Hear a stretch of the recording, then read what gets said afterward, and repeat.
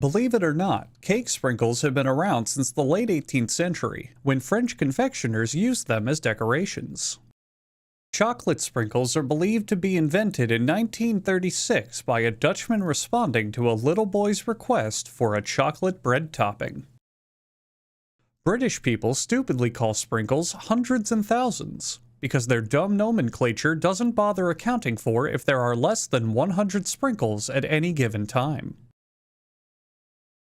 But that's at least not as bad as people who call sprinkles jimmies. Who the heck is Jimmy, and what business does he have getting his grubby mitts on my cupcake toppings? Cake sprinkles come in a variety of colors, as well as pink. They're found decorating many treats from cupcakes to cookies to dessert hot dogs. They can quickly turn a bland, mediocre dessert into one with 6 times the sugar content. A variety of liquid and powdered narcotics are among the ingredients used to make these dessert decorations.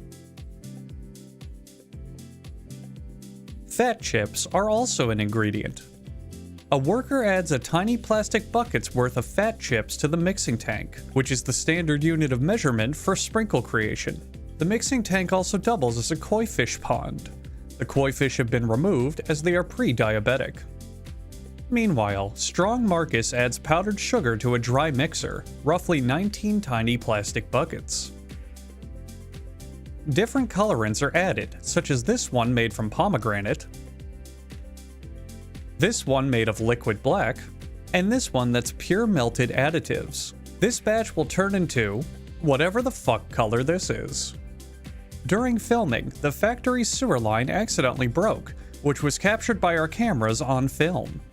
This batch was ruined and promptly scrapped for a new one. Please ignore the fact that the ruined batch is being placed into the mixer. The factory's legal department has pinky promised us that they didn't use the tainted batch. Later, the mixer is opened to reveal the factory has accidentally made bubblegum again, instead of sprinkles, which is a colossal fuck-up. The workers are punished with forced labor in the bubblegum mines until they can harvest enough materials for another batch of sprinkles.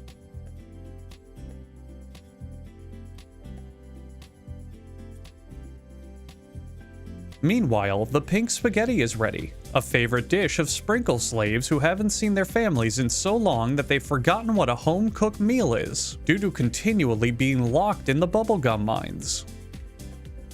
To keep the consistency of the sprinkles from collapsing, the factory is kept at the optimal temperature of 103 degrees Fahrenheit, or about 43 tiny plastic buckets.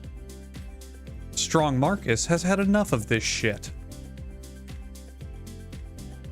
The pink spaghetti falls into a holding vat, where Peter is given his designated 30 seconds where he's allowed to touch the product, lest he become greedy and consume with touch envy.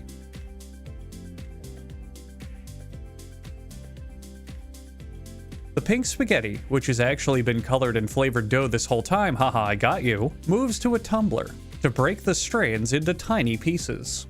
A worker pulls out samples by hand to inspect their quality and coloring. This is the absolute limit to which the sprinkles should be touched.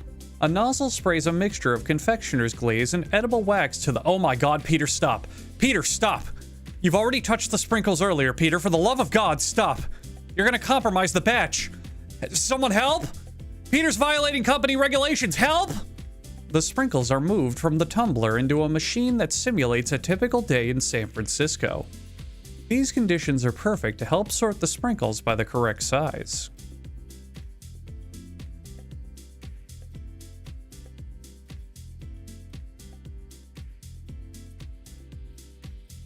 These sprinkles here were designated for people who are colorblind.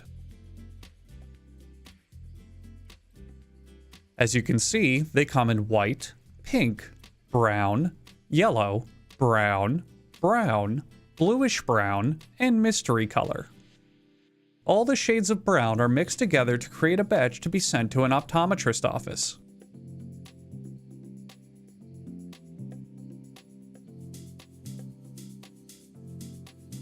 Peter, no! Why? No, Peter!